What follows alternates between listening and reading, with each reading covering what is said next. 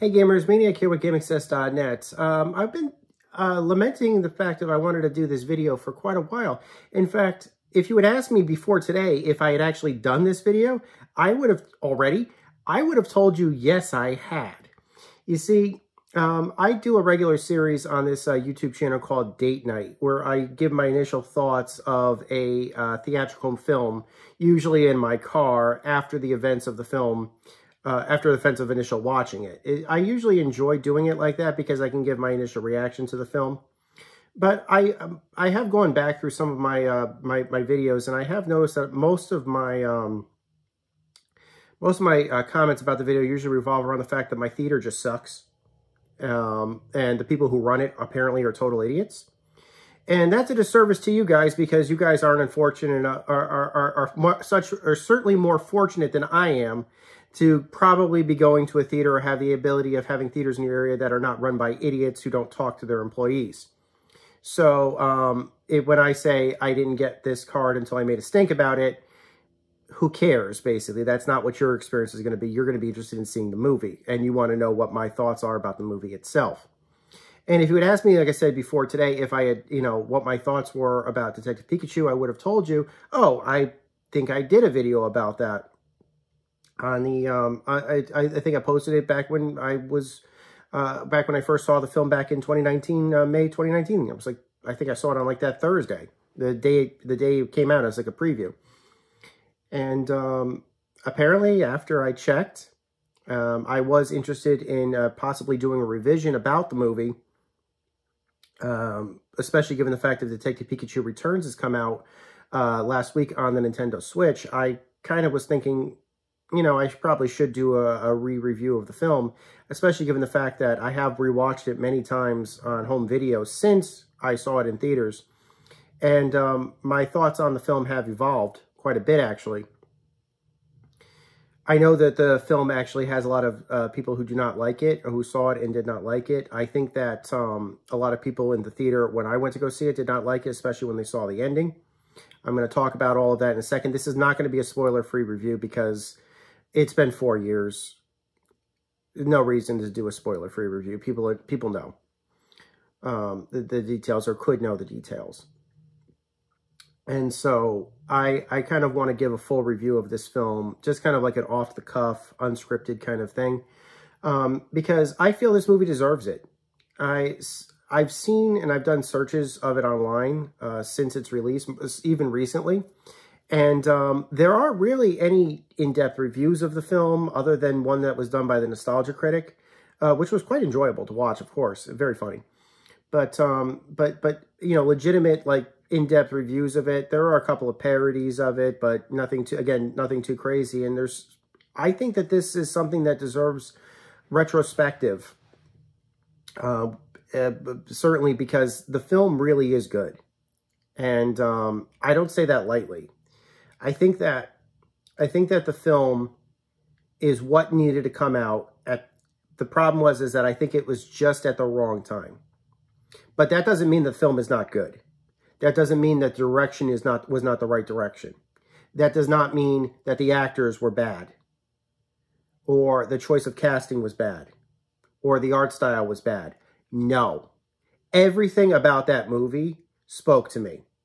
Whether it was down to all the choices the director made about how he wanted to light it, how he wanted to film it, how he wanted to cast it. The actors were clearly fans. Justice Smith and Catherine Newton did phenomenal jobs with their roles. Absolutely freaking phenomenal jobs. And I even had a soft spot in my heart for Ryan Reynolds' Detective Pikachu. And I'm going to talk more about that, in a bit, because Ryan needs his own little part of this video, basically. But first off, I'm kind of hesitant to talk about the film's aesthetic versus the film's story. Like I said, this is not going to be a spoiler-free review. So what do you say I just talk about the film's story first off, and how it differed from the original game? I have not completed Detective Pikachu Returns as of the time of this video being posted. That having been said, I have played the original Detective Pikachu on 3DS, and I played through half of Detective Pikachu Returns, and of course I've seen the movie a bunch of times, including the pop-up detective mode version of it, where they showed some of the behind-the-scenes stuff of it as well. So I've watched a lot of behind-the-scenes about the film as well, but I watched it first. Like, I watched it going into it cold, only having played the first game, and then I was watching like the detective mode, and I rewatched it and stuff like that. The plot of the film revolves around a boy named Tim. And Tim, played by Justice Smith in the film, is a boy who's lost his father. He clearly has a past that the film only hints upon, and I'm going to talk a bit more about his past in a bit. But the point of this whole thing is that Justice Smith's character, Tim, clearly had dreams when he was younger. He wanted to be he was training to be a Pokemon trainer. This is the world of Pokemon. Like, Tim, the Detective Pikachu, exists in the world of Pokemon. The opening scene of the movie confirms that the events of Pokemon, the first movie, took place in this universe. Mewtwo is specifically listed. He is seen. They match the bubbles up with the film. It's the same bubbles. I guess it's implied that he was recaptured, likely by Tim's father, after the events of the Kanto, after the events of what happened in Kanto. I don't know how I always assume that Red captured him at some point, but maybe that's not considered canon as to part of this. It's clear that Mewtwo was not captured. And nor was Mewtwo listed as captured in Detective Pikachu, the games, either. He is a legendary Pokemon who is not captured by any trainer, basically. He's just a legendary Pokemon.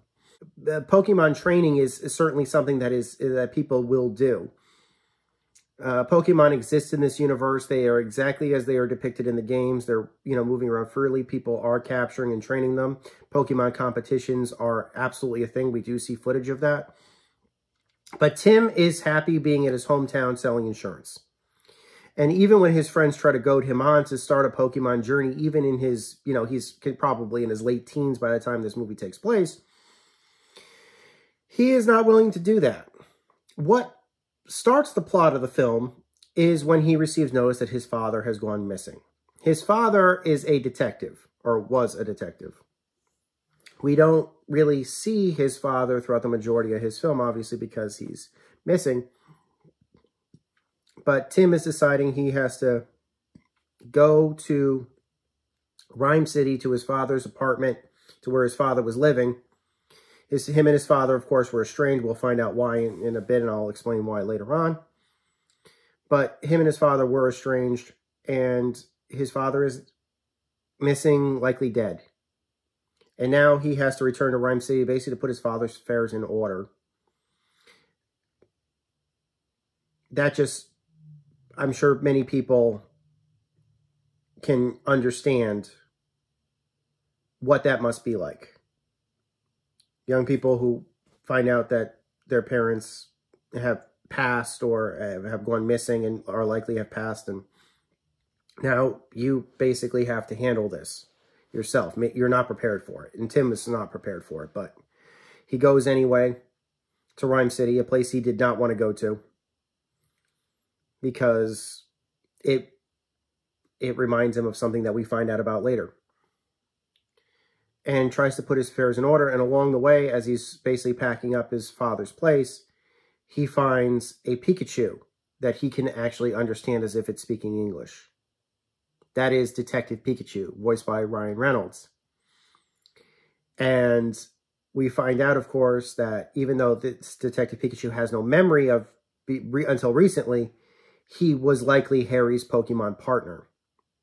Had helped and wanted to be a detective, knew he was meant to be a detective. Was not meant to be like a Pokemon or something like that. And this opens all of these questions as to what happened to Harry, why did his Pikachu survive?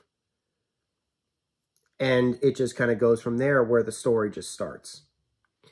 And let me tell you something. I got to give, like I said, props to the director. Most of the previews that we saw of the film very much were drenched in what was probably described as neon noir, or what I'll describe as neon noir. In fact, and I'm not even kidding about this, in an industry that is not using film for the most part anymore to shoot their movies, most films nowadays are shot on digital. The director actually chose to shoot on 35mm because he needed that neon noir look.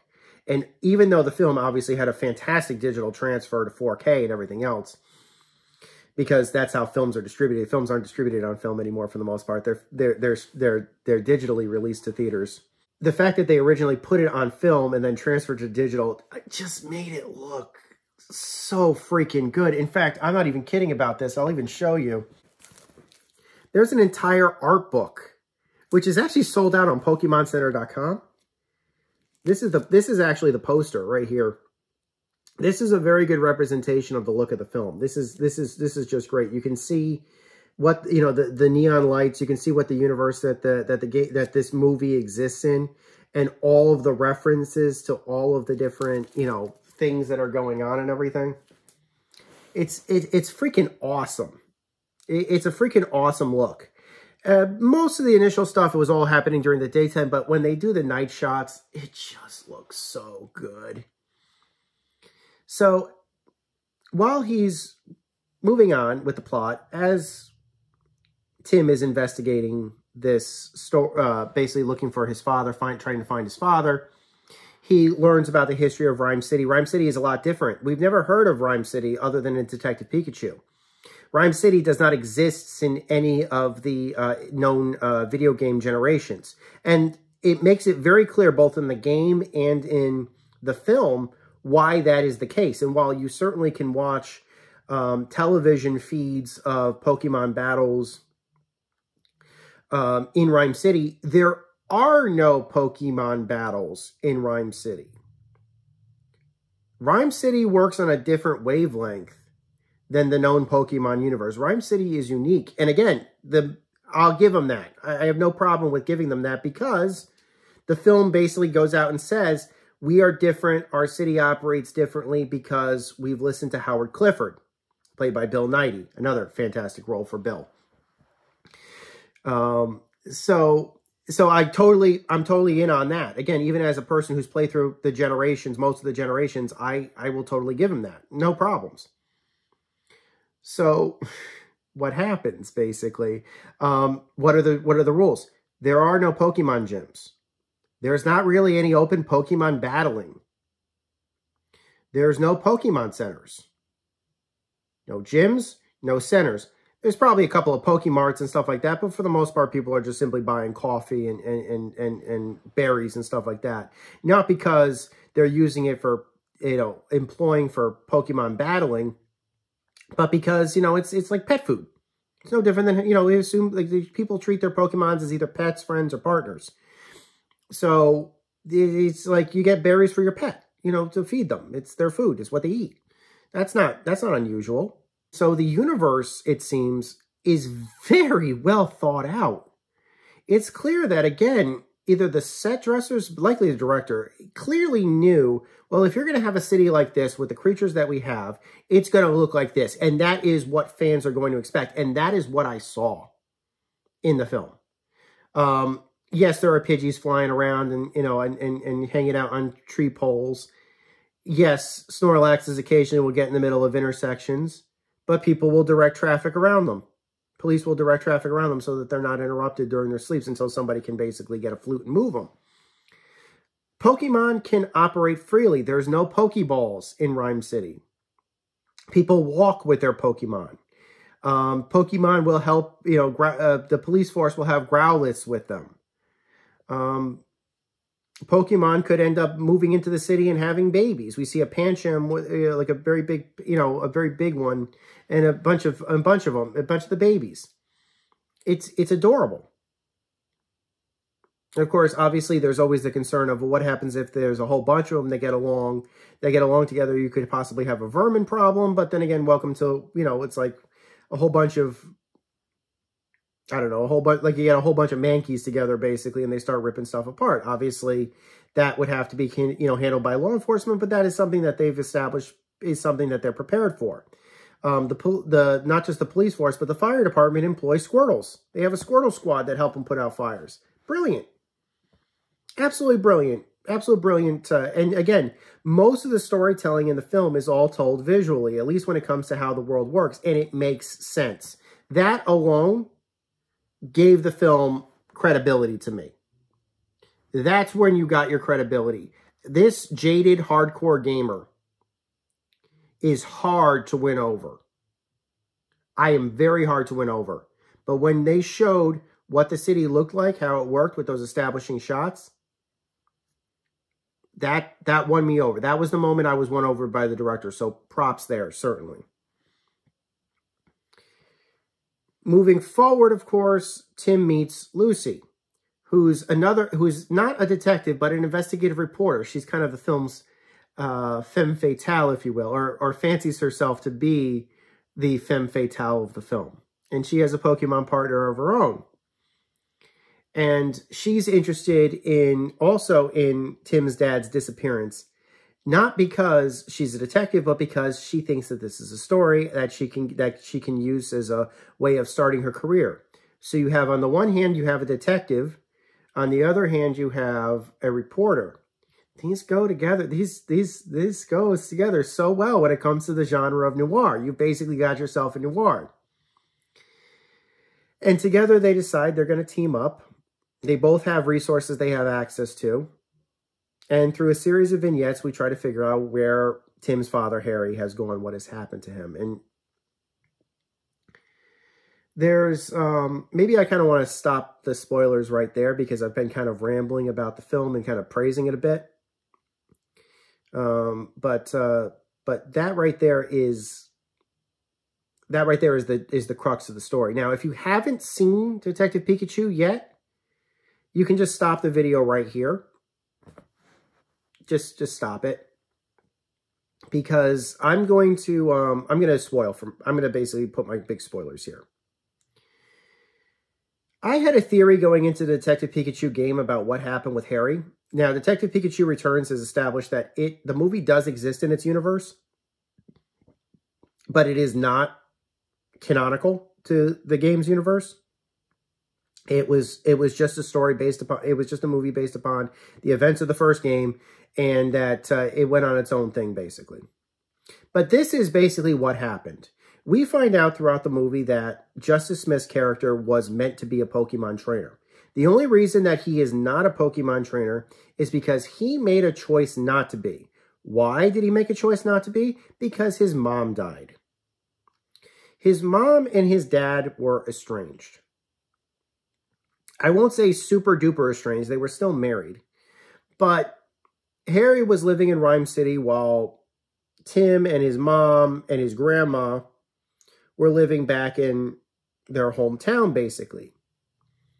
When Tim's mom died, Tim found out his mom had died just before he was planning to make his big debut in the Pokemon League. But he was so heartbroken. We see this, or at least it's not even said aloud, but it's shown visually. He finds out his mom has died. He can't compete. He gives up. He completely gives up and decides he doesn't want to do this anymore. He doesn't want to be he's decided he's going to live a completely different life. And when he's offered the chance to live with his dad, because obviously he's still got a father. He was a kid at the time. You know, he needed to be raised by somebody. He had a father. Of course, his father would have custody of him following the passing of his mom. No question about that. He didn't want to live with his dad. In fact, he never even saw his dad. He never went to go see his dad, ever. He basically decides he wanted to live with his grandma, just so he could stay And just so he could stay in his mom's house or whatever, or his grandma's house, just so he could stay at his old. So for him, the loss of his mom would just be too much, on top of losing your home, losing your, yeah, you lost your mom, you could lose your home. You're going to be living with somebody that you don't know too well. And when Tim finds Harry's place, or visits Harry's place for the very first time ever, he has an apartment in Rhyme City, we find that Harry was actually, yeah, he was a fan of old detective movies and silly detective movies and stuff like that. Yes, he had his work. He was completely focused on his work. But Tim did mean something to him, because he had set him aside a home. He had set him aside a bedroom and left it and cared for it with the hope that Tim would come to live with him. He wanted to, maybe he did this after he found out his wife had passed, of course. But Tim clearly had meant something to him, because when Tim got to Harry's house, he found his bedroom. He found everything had been replicated. And he found that pictures of him, his mom, were hanging up in the bedroom, were hanging up in his apartment. So Harry may have been a workaholic. He may have been obsessed with his work, but he was not a bad guy who ignored his family. He was just somebody that was dealt a bad hand and wasn't given the chance to play that hand, or at least, because Tim, like I said, Tim didn't want him, didn't want to live with him. So Harry moved on. He got his partner Pikachu, and he was basically working on this. We later find out that Tim's dad was the reason why Mewtwo was able to be captured. Harry captured Mewtwo. Don't ask me how he did it. It's not shown in the film, but he does get Mewtwo. And my guess is that I think he did it to make a deal with Mewtwo. This is just me, because we clearly see that Mewtwo and Harry are friends at the end of the film. That Mewtwo was willing to do something big for Harry. So it's very possible that Harry and Mewtwo had a deal going on to kind of screw over whoever Harry had employed Harry. But that's only hinted upon. Again, this movie doesn't really show that much overtly, which is great. But yeah, I'm getting a bit ahead of myself. Eventually, there's a great scene in the film. One of my favorite scenes in the film is when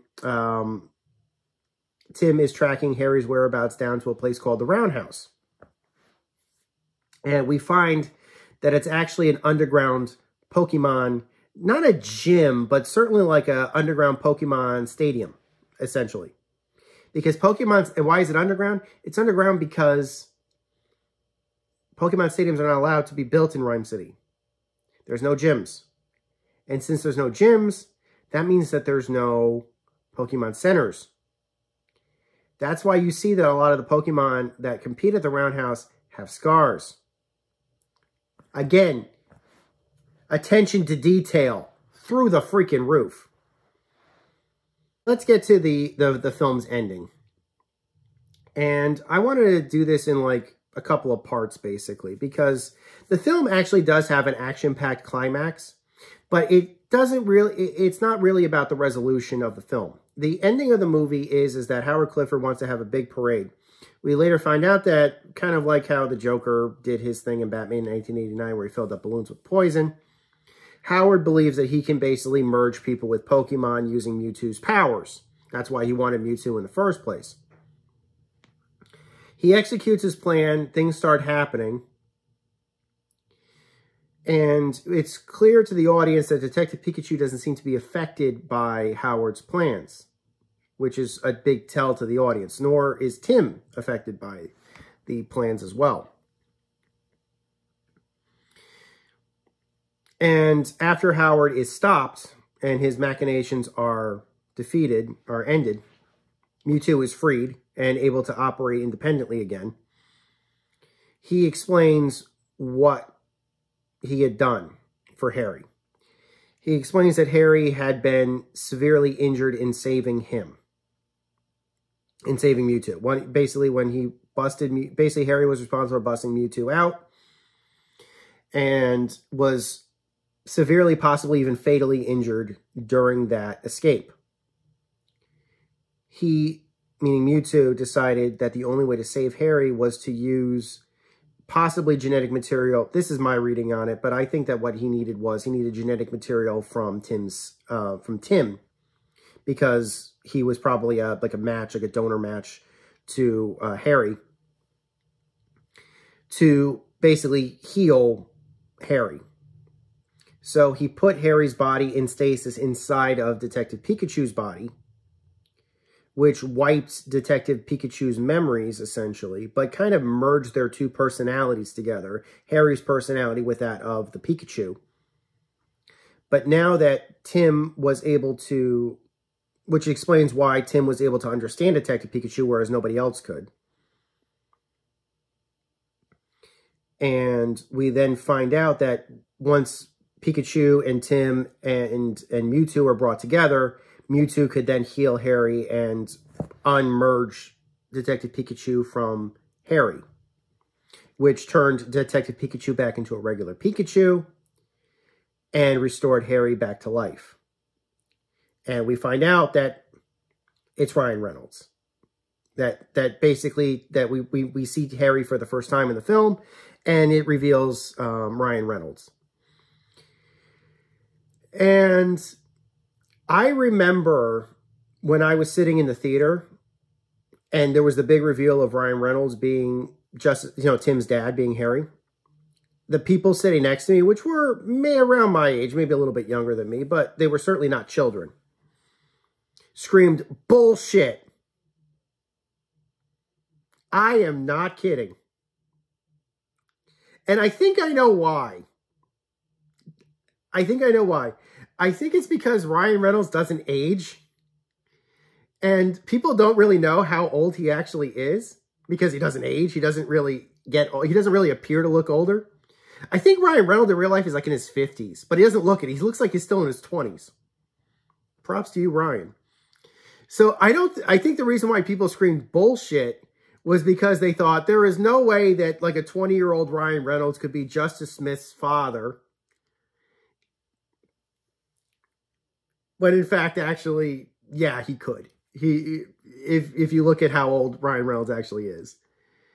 And I admit that I think that might be why a lot of people have given this film negative remarks. At least that was my reading on it based upon going to see it on opening night when nobody knew what the big reveal was going to be. I was okay with it though. And I'll tell you why. Because number one, I did know that he was, that Ryan Reynolds was certainly old enough. And the funny thing is that it kind of looked like they had aged him up a little bit in the film, but it's very possible they had. But yeah, I knew that Ryan Reynolds is actually a father in real life also. He has several daughters with his wife. And all I could think about was, this makes total sense. That was my theory going into the game. When I played the original Detective Pikachu game, I'm like, Detective Pikachu is... We're going to find out that Tim is Detective Pikachu's son. That Harry is inside Detective Pikachu, or their personalities emerge or something like that. That was totally my theory playing the first game. Totally. So, again, I don't know what's going to happen in Detective Pikachu Returns or what the revelation is going to be in Detective Pikachu Returns. Again, I've only played through half of it. And, but... Again, apparently whatever my theories were playing that original game matched whatever the writer and director's theories were. Because again, I totally thought the same thing. And I think even the guy from the Game Theory channel also had that same theory as well at the time. What is his, Pat from Game Theory, or Matt Pat from Game Theory. So I was down for it. And then I realized, not too long afterwards, probably around the time that the movie came out on home video, I picked up the game on 4K. I picked up the movie on 4K Steelbook, pretty much day one.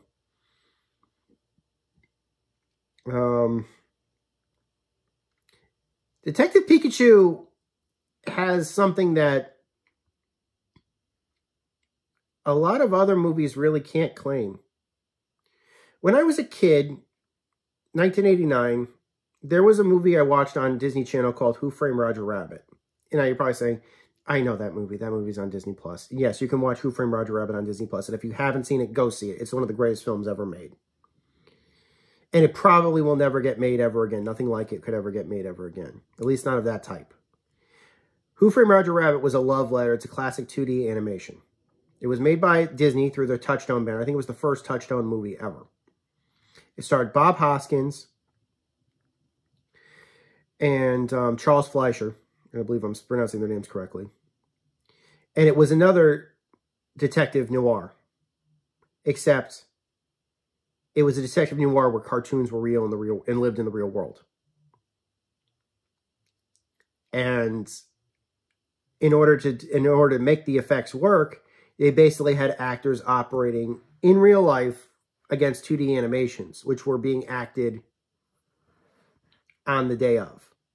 Basically, what they would do is, in order to make that film, again, if you haven't seen Who Framed Roger Rabbit, just stop this video and just go watch it.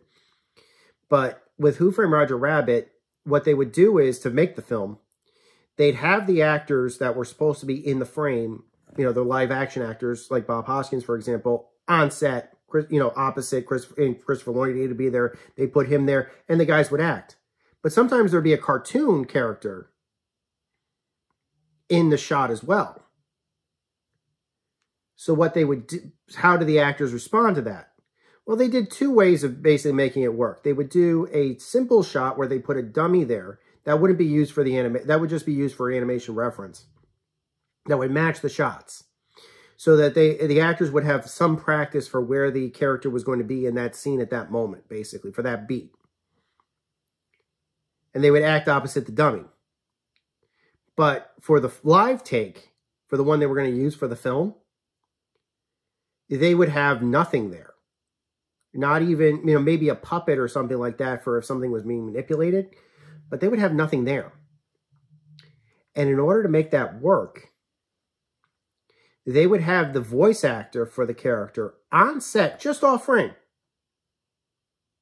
So Charles Fleischer, who played Roger Rabbit in the film, would actually do his lines just slightly off shot.